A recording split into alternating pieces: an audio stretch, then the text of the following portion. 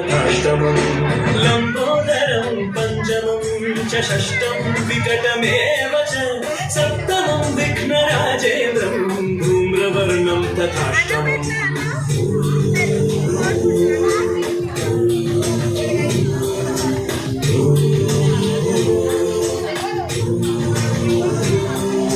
नवमं फालचन्द्रं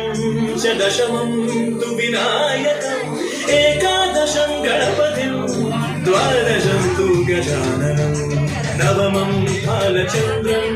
च दशमं तु विनायकम् एकादशं गणपतिं द्वादशं तु गजाननं वक्रतुण्डमहाकाय सूर्यकोटिसमप्रभा निर्विघ्नं कुरु मे देव सर्वकार्येषु सर्वदा।